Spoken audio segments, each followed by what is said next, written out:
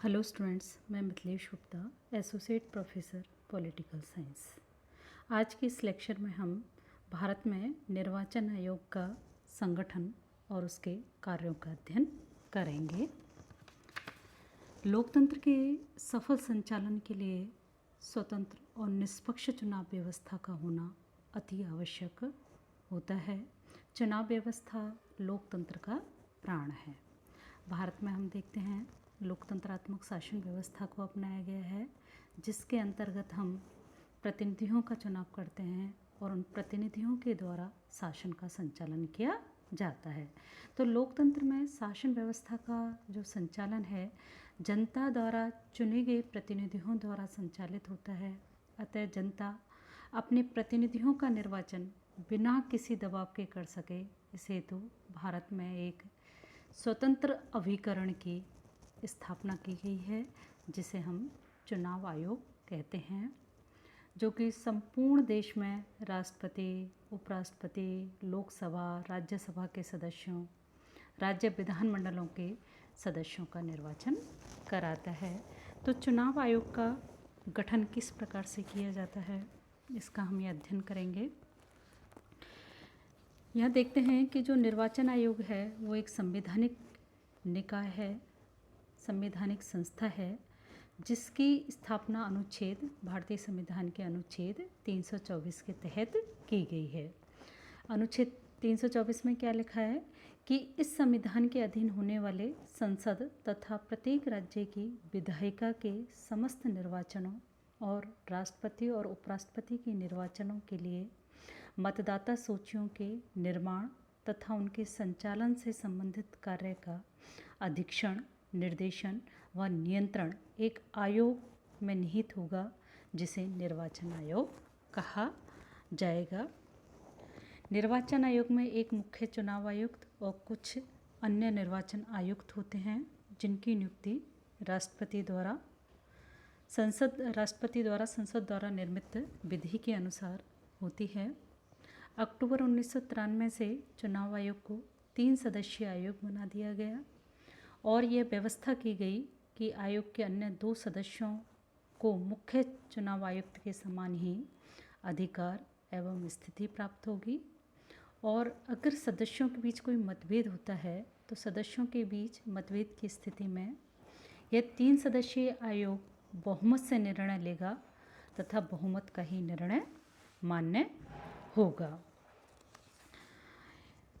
यहाँ आप जो मुख्य चुनाव आयुक्त का जो कार्यकाल है वो 6 वर्ष या 65 वर्ष की आयु जो भी पहले होता है। वेतन, भत्ते, सेवा शर्तें सर्वोच्च न्यायालय के समान ही होती हैं तथा महाभियोग के माध्यम से ही इन्हें पद से हटाया जा सकता है। 1951 में पहली बार निर्वाचन आयोग का गठन किया गया था। अब यहाँ हम देखेंगे कि चुनाव आयोग के कार्य या भूमिका क्या है। इस संदर्भ में देखते हैं, पहला जो प्रमुख कार्य है चुनाव आयोग का वो है चुनाव क्षेत्रों का परिसीमन या सीमांकन, जो है निर्वाचन आयोग के द्वारा किया जाता है। इस संदर्भ में संसद ने 1952 में परिसीमन आयोग अधिनियम पारित किया गया था और इसके अंतर्गत ये निश्चित किया गया था कि हर 10 वर्ष पश्चात होने वाली जनगणना के उपरांत निर्वाचन क्षेत्रों का सीमांकन किया जाएगा और मुख्य जो चुनाव आयुक्त है इस परिसीमन आयोग का अध्यक्ष होगा। तो पहला महत्वपूर्ण कार्य चुनाव क्षेत्रों का परिसीमन या सीमांकन है। दूसरा चुनाव आयोग का कार्य है मतदाता सूचियां तैयार करना। यहाँ देखते हैं कि चुनाव आयोग के द्वारा लोकसभा और विधानसभा के प्रत्येक चुनाव या मध्यावधि जो चुनाव होते हैं कि पूर्व मतदाता सूचियां तैयार करवाई जाती हैं। मतदाता सूची तैयार करने का कार्य इस उद्देश्य से किया जाता है कि कोई भी ऐसा व्यक्ति मताधिकार से वंचित ना रहे जो मताधिकार की योग्यता रखता हो। तो दूसरा महत्वपूर्ण कार्य है मतदाता सूचियां तैयार करना। तीसरा जो निर्वाचन आयोग का कार्य है वो है विभिन्न राजनीतिक दलों को मान्यता प्रदान करना। इसमें चुनाव आयोग का जो है राष्ट्रीय दल, राज्य स्तरीय या क्षेत्रीय दल आदि राजनीतिक दलों को जो है मान्यता प्रदान करता है। चुनाव आयोग इस हेतु मान्यता के आधार निश्चित करता है तथा इनके आधार पर दलों को विभिन्न श्रेणी की मान्यता प्रदान करता है और मान्यता के इन आधारों में चुनाव आयोग समय समय में परिवर्तन भी कर सकता है। चौथा जो कार्य है निर्वाचन आयोग का है वो है राजनीतिक दलों को चुनाव चिन्ह प्रदान करना। आयोग इस संदर्भ में मान्यता प्राप्त राजनीतिक दलों को आरक्षित चुनाव चिन्ह प्रदान करता है और भारत की पृष्ठभूमि में आयोग का यह कार्य निश्चित रूप से अत्यधिक महत्वपूर्ण हो जाता है। यदि चुनाव चिन्ह के प्रश्न पर दो राजनीतिक दलों के बीच कोई विवाद उत्पन्न हो जाता है, उस स्थिति में आयोग से ये अपेक्षा की जाती है कि वह निष्पक्ष और न्यायिक ढंग से विवाद का निपटारा करेगा और इस संदर्भ में आयोग के निर्णय के विरुद्ध अपील सर्वोच्च न्यायालय में भी की जा सकती है। पांचवां सबसे महत्वपूर्ण कार्य जो है वो है चुनाव करवाना।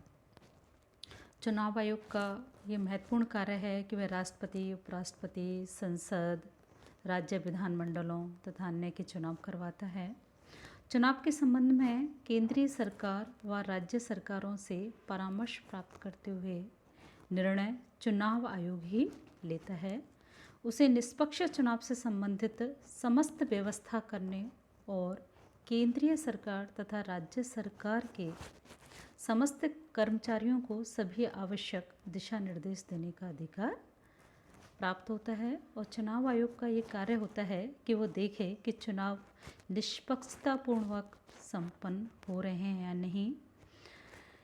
अगला जो कार्य है वो है अर्ध न्यायिक कार्य ले सकते हैं, जिसके अंतर्गत संविधान के द्वारा आयोग को कुछ अर्ध न्यायिक कार्य भी सौंपे गए हैं। इसमें दो महत्वपूर्ण कार्य हैं, जिसके अंतर्गत अनुच्छेद 103 के अंतर्गत राष्ट्रपति आयोग से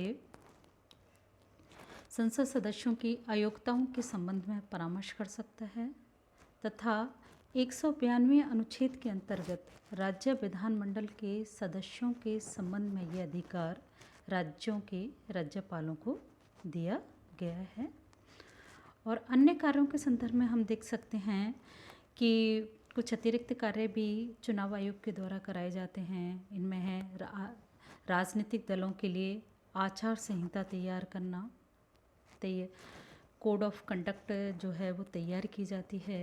दूसरा, राजनीतिक दलों को आकाशवाणी या मीडिया वगैरह पर चुनाव प्रचार के लिए सुविधाएं दिलवाई जाती हैं। उम्मीदवारों द्वारा किए जाने वाले कुछ व्यय की राशि को निश्चित किया जाता है। मतदाताओं को राजनीतिक प्रशिक्षण देने का कार्य भी चुनाव कार्य आयोग के द्वारा कराया जाता है। चुनाव याचिकाओं आदि के संबंध में सरकार को आवश्यक परामर्श देने का कार्य भी चुनाव आयोग के द्वारा किया जाता है। इस प्रकार से हम देखते हैं कि भारत में निर्वाचन आयोग की महत्वपूर्ण भूमिका है निष्पक्ष और स्वतंत्र चुनावों के संदर्भ में। धन्यवाद।